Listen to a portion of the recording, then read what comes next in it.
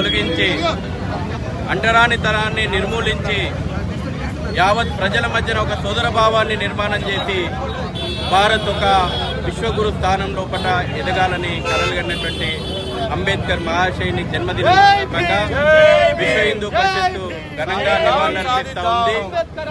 ఈ రోజున అంబేద్కర్ గారు కోరుకున్నటువంటి సమాజ నిర్మాణం లోపల మనందరం కూడా భాగస్వామ్యం కావాలి.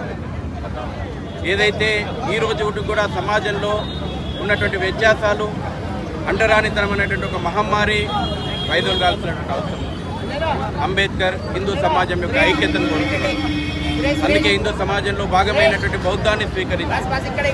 అంబేద్కర్ హిందూ సమాజం ఐక్యంగా ఉండాలంటే ఉన్నటువంటి అసమానతలు తొలగాలని ఆశించాడు. ఆ అంబేద్కర్ ఆశయాలకు అనుగుణంగా యావత్ హిందూ సమాజం ఒక్కటిగా ఉన్న రోజున ఈ దేశం విశ్వగురు స్థానానికి ఎదుగుతుందనేటువంటి అంబేద్కర్ ఆశయాలు. అందుకే ఆయన రాజ్యాంగం లోపల అనేక విషయాలను పొందుపరిచింది. తమ సమాజం నిర్మాణం కోసం అవసరమైనటువంటి ఈరోజు ఈ ప్రపంచం లోపల అనేక విప్లవాలు జరిగినాయి. ఫ్రెంచ్ విప్లవం జరిగింది, రష్యా విప్లవం జరిగింది, చైనా లోపల విప్లవాలు జరిగినాయి అసమానతలు తొలగించడానికి. అక్కడ రక్తపాతం పారింది.